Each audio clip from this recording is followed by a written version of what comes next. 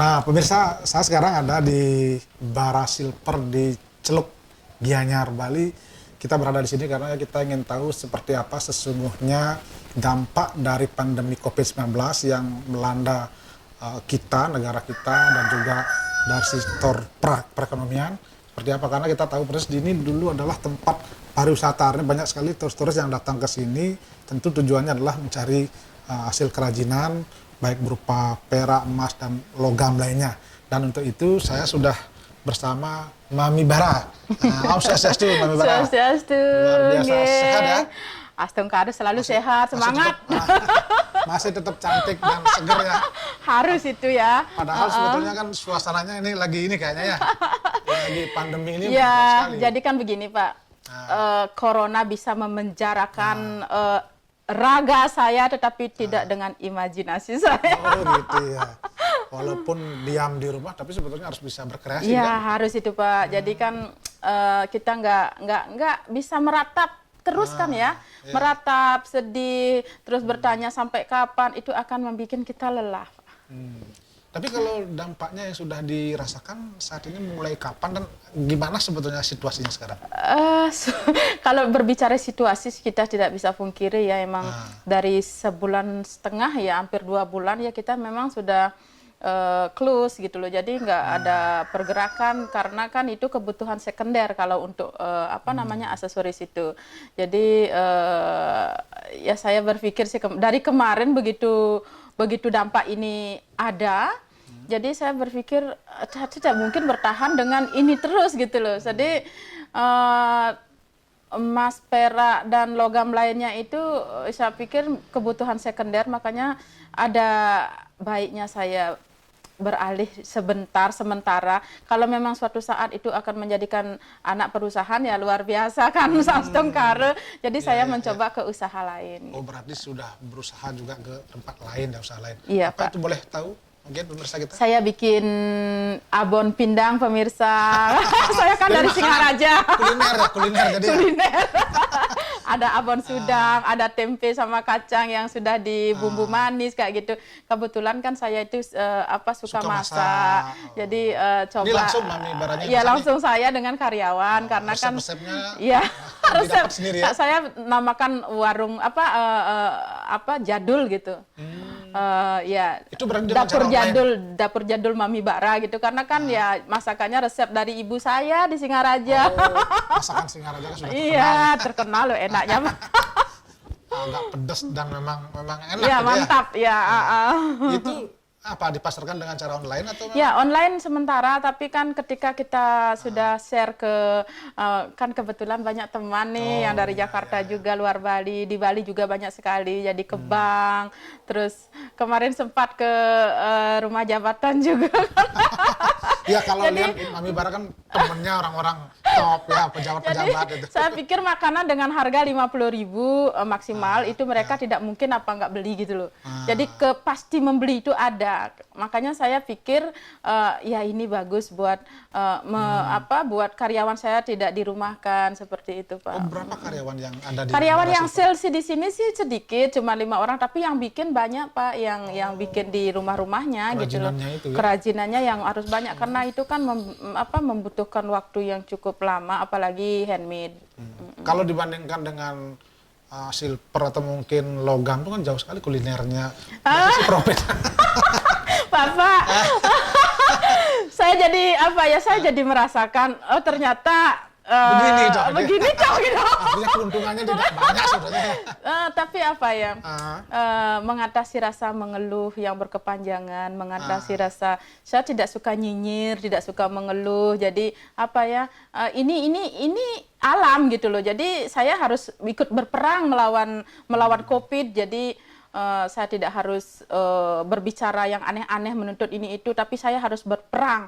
Saya harus perang, ini saya harus bisa menghidupi karyawan saya, jadi saya juga menghidupi keluarga saya. Karena kan begini Pak, kalau UMKM istilahnya jarang yang mau menimbun uang, karena uang taruh di bank itu bunganya nggak seberapa gitu loh. Jadi Semua harus muter. Nah, ketika ini bulan-bulan ini, Pak, seharusnya sedang kencang-kencangnya, Pak.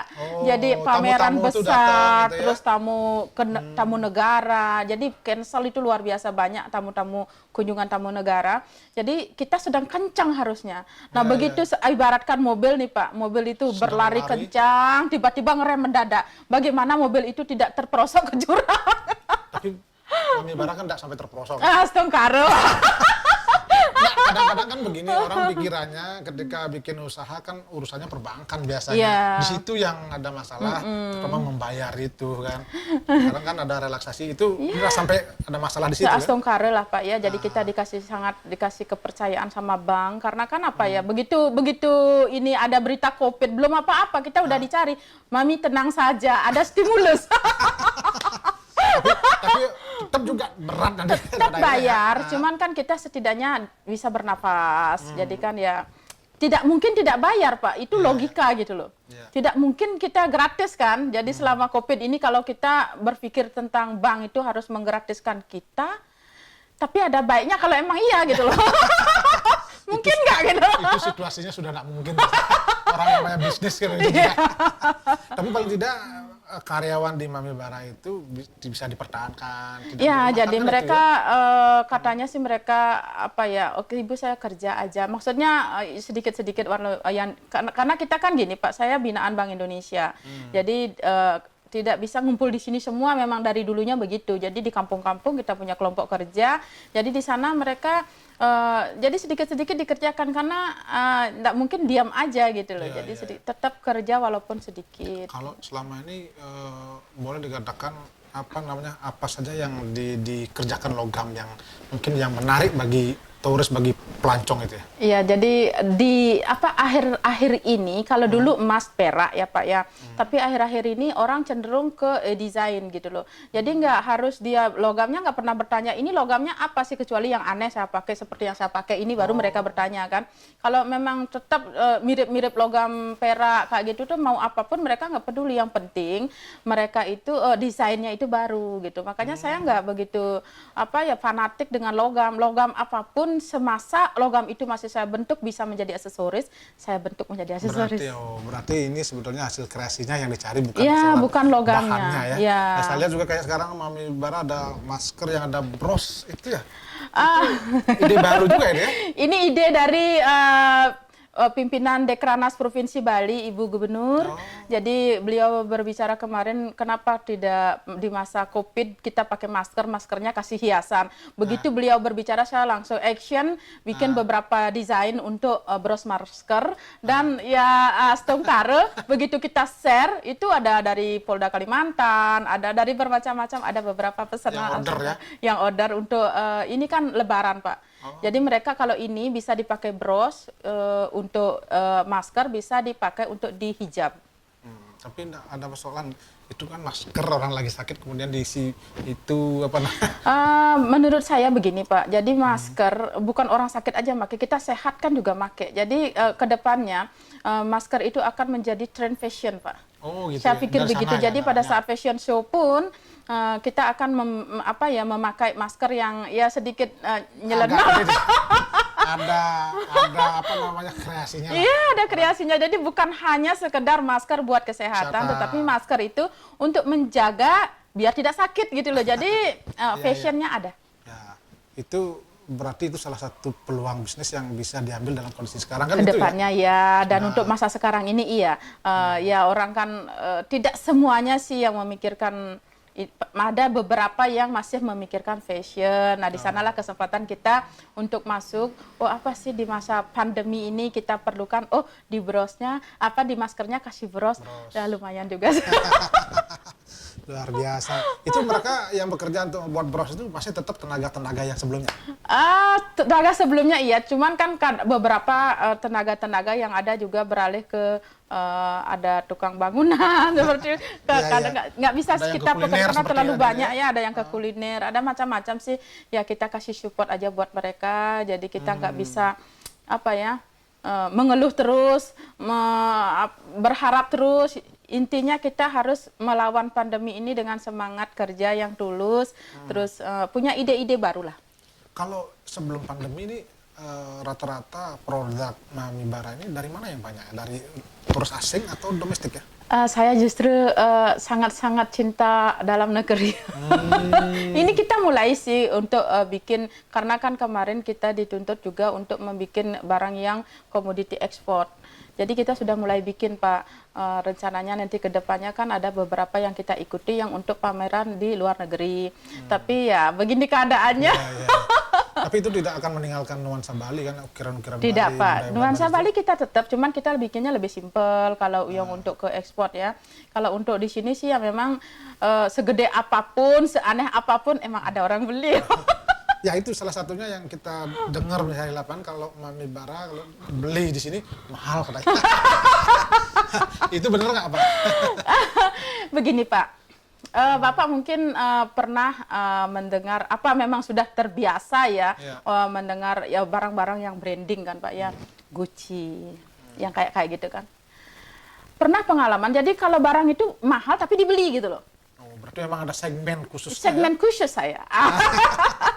Pernah begini, jadi di suatu pameran nih, saya menjual barang itu dengan harga 100.000. Nah, karena barang saya kan mudah dicetak, Pak.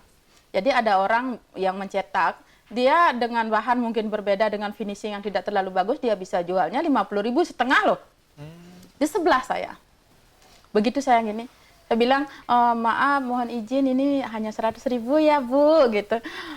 Aduh, nggak boleh tawar 80.000. Enggak, mohon maaf ya, Bu, kita sudah ini harga grosir 100.000. Sebelahnya langsung bicara, ini punya saya 50.000 aja, Bu. Sama kok, emang benar sama. Karena dicetak. Ya. Cuman orang berpikir itu bukan sekedar beli barang, Pak, zaman sekarang. Brandingnya dipikir, makanya di sana jadi kita tetap menjaga branding kita. Iya, enggak apa-apa, saya beli aja yang 100.000, saya nggak beli yang 50.000 gitu mereka. Ya, memang ada segmen-segmen khusus yang Iya, segmen khusus yang berbicara tentang branding kan ya nama. Nah, ketika kita sekarang pandemi, kemudian ini kan kita belum tahu sampai kapan. Kemudian kira-kira menurut Mami Bara ini bagaimana prospek usaha kerajinan seperti ini ya? Kita sih tetap optimis, Pak. Saya harus optimis, Pak. Jadi kedepannya ini bahkan lebih, karena ada beberapa telepon dari Jakarta, dari teman-teman saya yang di kementerian. Jadi mereka bilang jangan putus asa, jangan terlalu berpikir pesimis bahwa produk Anda tidak ada yang beli. Begitu lockdown istilahnya sekarang, walaupun tidak lockdown kan ya, jadi orang tidak bisa bepergian. Begitu ini selesai, orang itu akan rindu pada Bali, Pak. Orang itu akan pure ke Bali. Dan mencari produk Anda. Iya, Pak. Ya, selain itu apa namanya kerajinan logam, itu ada usaha lain yang memang kira-kira setelah pandemi ini, oh ini kayaknya menarik. Begini, Pak, sebenarnya kemarin sebelum pandemi ini, jadi saya menyikapi karena begitu banyak orang bertanya tentang fashion saya yang aneh-aneh kan ya, Pak ya. Jadi sebenarnya bukan aneh sebenarnya. Karena memang pas fashionable cocok di situ. Jadi apa ya, saya sudah buat izin untuk saya bikin rumah mode. Jadi rencananya kemarin sih openingnya, tetapi kenyataannya kayak begini ya mungkin mundur. Jadi setelah pandemi ini, satu impian saya yang ingin saya gapai adalah saya ingin membuka rumah mode saya. Oh iya. Berarti pas dengan apa namanya fashionnya. Ya, jadi ya yang ingin aneh-aneh lah, yang ingin pakai desain yang memang benar-benar unik gitu. Iya. Dan satu sisi ini Celuk kan dulu memang sangat terkenal sekali sebagai perajin logam. Kalau dibandingkan situasi belakangan banyak sekali juga ada persaingan itu. Itu bagaimana mengantisipasi dia? Menurut saya itu pesaing adalah partner, Pak ya. Jadi semakin banyak pesaing buat saya itu semakin bagus, karena kita bisa meningkatkan quality, meningkatkan kita berpikir tentang desain-desain. Saya tuh bangga dengan adanya mereka. Bahkan banyak sekarang di antara mereka yang sudah jadikan partner. Jadi ketika kita ada order yang tidak bisa kita kerjakan sendiri, tukang saya tidak mampu, saya ambil tukang mereka gitu loh. Jadi kalau kita berpikir pesaing adalah musuh, itulah yang membuat kita sakit nantinya. Pesaing adalah partner. Benar ya. Satu sisi kan kadang-kadang begini, orang datang ke Celuk hanya satu produk. Kan lebih baik dia ke satu tempat yang banyak sekali produknya beragam, di situ lebih murah mungkin dianggap, sehingga itu yang dianggap bisa menjadikan faktor bahwa perajin-perajin di sini enggan untuk berproduktivitas lagi gitu.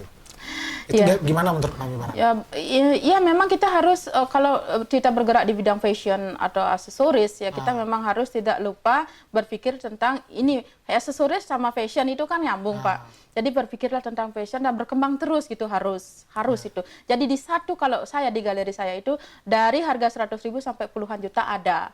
Jadi dari logam yang stainless, kuningan, tembaga, alpaka, apa macam-macam ada semua gitu loh. Jadi begitu orang masuk mereka akan tahu oh saya harus berada di blok mana gitu. Jadi blok ada blok oh di bloknya tembaga. Uang saya segini saya harus berada di blok ini aja gitu. Jadi mereka masuk jarang sih nggak belanja. Sebagian besar mereka sudah berpikir oh saya di situ mau belanja tembaga, mau belanja kuningan. Ya. Kemudian apa yang mesti dilakukan oleh para perajin-perajin lain? Mungkin bisa semacam berbagi saran di dalam kondisi begini nih. Kondisi begini nih Pak ya, kalau untuk bikin barang sih ntar dulu ya Pak ya. Jadi kalau berimajinasi iya, kalau ini sekarang kan kebetulan saja untuk masalah ini apa namanya bros masker ini karena memang berjodoh kali ya. Mudah-mudahan saya berharap ke depannya ketika selesai COVID orang juga masih pakai masker untuk menjaga kesehatannya dan mereka lebih berpikir ke saat itu kan sudah selesai COVID. Ya. Mereka lebih berpikir ke arah fashion seperti itu Pak. Seni, jadi berpikirlah selalu positif karena di masa pandemi ini kita tidak bisa bergerak terlalu banyak. Jadi kita harus ikut arusnya saat ini. Terakhir mungkin bagaimana pandangan Ibu selaku perajin yang ada di Bali dengan upaya-upaya dari pemerintah kita, kemudian dari usaha-usaha untuk kita keluar segera dari COVID ini? Apa pandangan Ibu? Ya kadang-kadang merasa merinding juga Pak ya, pemerintah itu begitu berusaha ya saya lihat ya. Jadi untuk bagaimana kita bisa segera keluar dari masalah ini, membuat membuat aturan itulah seharusnya kita sebagai masyarakat ya emang nurut ya karena kan pandemi ini bukan bikinan pemerintah, bukan bikinan manusia gitu loh. Jadi kita nggak bisa komplain melulu terhadap siapapun gitu loh. Menurut saya ya kita harus ya jaga kesehatan, terus menuruti anjuran pemerintah kalau memang nggak boleh ke sana dulu ya ke daerah yang zona merah mungkin ya jangan dulu seperti itu ya itu aja sih Pak. Jadi saya terima kasih banyak kepada pemerintah yang sudah sangat berusaha. Semogalah kedepannya ini usaha-usaha yang sudah kita jalankan dan Bali juga luar biasa loh Pak. Jadi kalau di Bali itu menjalankan aturan itu memang bisa taat acungan jempol kita aja di sini diceluk itu kalau nggak boleh ini ya nggak boleh gitu. Berarti peran masyarakat, peran desa adat itu luar biasa, lebih gampang mengatur di sini daripada di luar Bali. Jadi optimis bahwa Mami Bara ini kita keluar dan pada akhirnya tamu-tamu akan banyak lagi datang. Pasti bisa saja jadi merinding lah. Berarti jangan nanti kalau tamunya banyak bisnis kulinernya berhenti. Saya berpikir sih begini Pak, jadi kuliner itu penting. Saya bahkan berpikir saya bikin kuliner saya itu menjadi oleh-oleh khas Bali. Nah kesini ini kan banyak tamu kunjungan nih, jadi ketika tamu kunjungan itu sudah selesai belanja, saya bisa sediakan tester, ini warung jadul Mami Bara oleh-oleh khas Bali. Ya bagus, luar biasa tuh menimbulkan ide kreatif ya. Iya, jadi dari mana? Dari sini kita belajar bahwa oh ternyata cari uang 10.000 tuh susah banget gitu. Kan biasanya silver. Kalau seniman itu kalau mau jual barang seni itu terserah saya. Ya.